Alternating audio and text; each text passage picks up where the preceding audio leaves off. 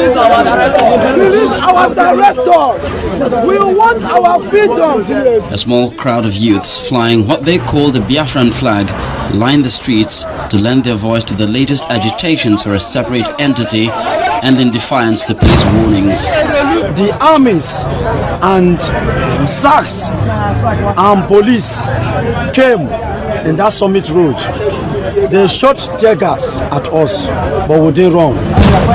They shot tear gas again and we did wrong. But when they look at it that we are gallant, that we are not afraid, they begin to shoot at us. So, and what we want to tell the Nigerian government is to release our leader. Because if they don't release our leader, we are telling you by the time we are going to do another mega protest. This one, you will know that this one is just a child's play. Alright, Ibabulu is the monster depending on your time zone and location. I'm not on this video I'm playing here now, or new video called old video. I don't know, but I don't want to go into that for now. Updating Jibiabu, update barrister ALOY Ejimakor, legal team Mazen Kano, update or drop Basatare, the court's resumption for tomorrow. On Manichibu 21st, can the case between MNK and Nigerian government ga continue na Abuja. So if I have update ALOY Ejimakor drop just few minutes ago na his official Twitter handle, and the update actually attracted a lot of Biafrans, a lot of people, even those that are not Biafrans, to the comment section. Some people were coming there to say a lot of things. I'll read out the update for you guys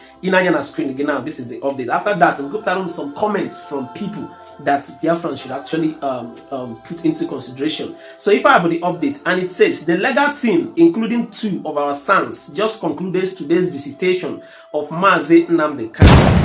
The visitation is crucial to the continuation of our cross-examination on 21st and 22nd May. We are primed and ready to rumble. So if I have an update, ALOY Ejimakor post to drop one document like that of the visitation, I think. So the court tomorrow and next tomorrow. So some of the reactions from some Biafrans, some of the comments some people are actually making. So, and one of the comments says, this one from Ike.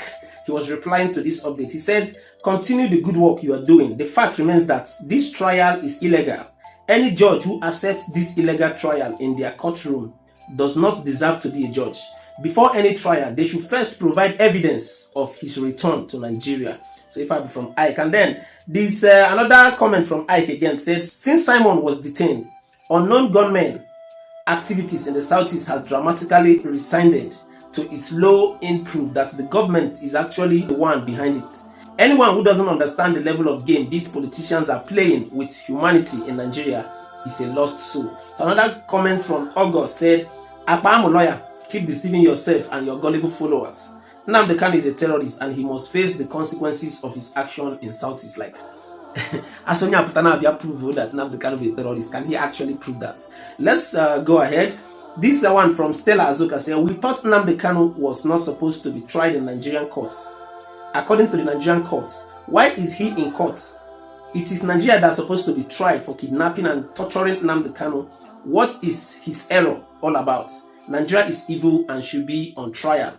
So another comment from the United States of Biafra. So the comment said, judicial terrorism going on against MNK after Nigeria broke international laws and abducting him illegally from Kenya brought him back to Nigeria to stand another terrorism in law courts.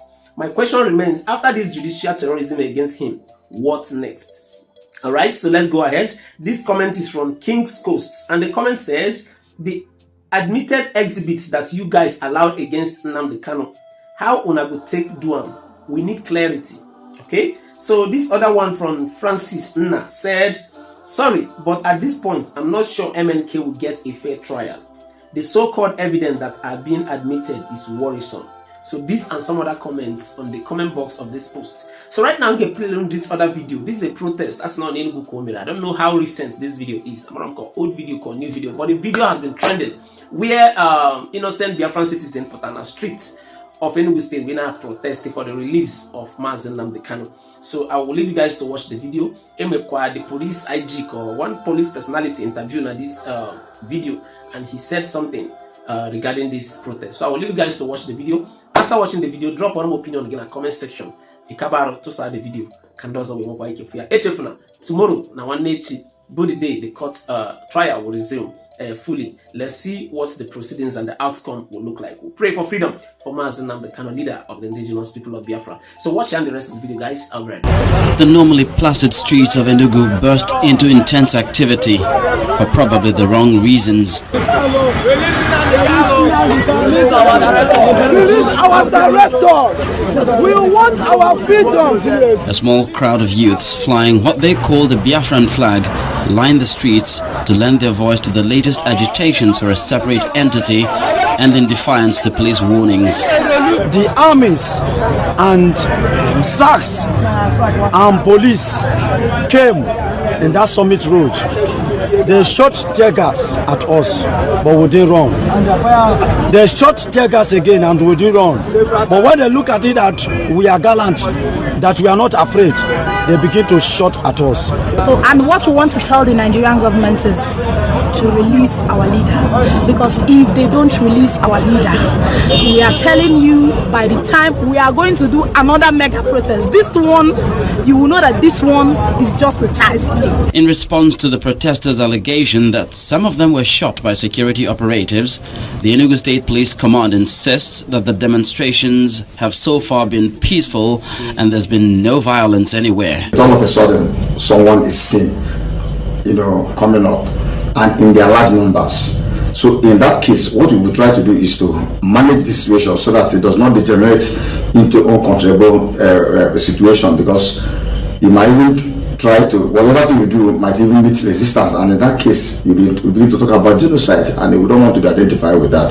So we just carefully try to manage the situation and watch out for what we are looking for. It's most unlikely that any of the protesters experienced the events of the original Biafra, but their agitation for the resurrection of a best forgotten point in history has to be handled delicately but firmly before it gets out of hand. Charles Eruka for Channels Television News.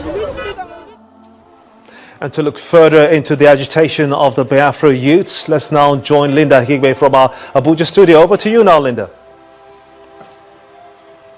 Hello and welcome to Abuja. The Nigeria police says it is not finding the actions of the protesters calling for the actualization of the sovereign state of Biafra funny, as clearly their actions question the unity and sovereign entity of Nigeria. Therefore, under the law, their actions are treasonable. The police warn that there is need for caution in making their unconstitutional demands. Now, joining me on the news at 10 is the Deputy Inspector General of Police for Operations, Mr. Sotonye Wakama. Mr. Wakama, you're welcome to the news at 10. Thank you for having me. Now, you just watched the last report. What do you think of the seeming intransigence of the pro-Biafra protesters? Well, let's start by getting something right. This is a democracy. Any person, any group of persons can protest or agitate for whatever it is they want, with the caveat that they do so within the law. The problem that we're having with this particular protest is that some actions of the protesters are not within the law. Some of them are carrying cudgels, they're acting in a riotous manner, they're blocking highways, carrying a Biafran flag and things like that. And these things are threatening to other persons. So if they behave in a calm, reasonable and rational manner, nobody will protest about it. We won't have any issue about it. But as it is, they are breaking the law. But back to the reason for the protest, the police, you're saying that it's treasonable. Now, do you think the people are aware of this? Well, first of all, whether it is treasonable or not, we'll leave that to the courts to decide. Okay. It's not for us to rule one way or the other. But if they don't know what they're doing, ignorance of the law is no excuse. So.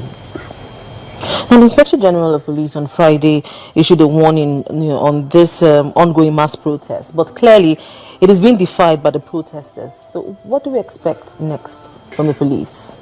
Well, as you have said, a warning has been given. And everybody knows about that warning, has heard of it. We have so far tried to manage this matter such that it doesn't cause too much inconvenience, let's put it that way, to people.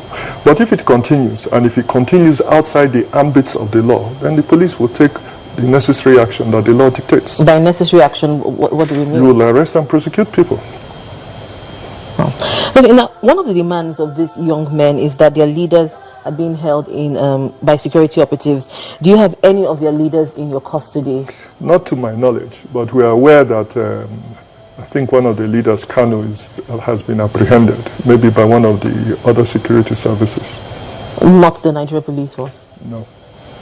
Now, what if they refuse to heed to the warnings of the Inspector General? You know, what are your options? Well, our options are dictated by law. It's very simple. If you are breaking the law, then it's the duty of law enforcement, not just the police, other law enforcement agencies too.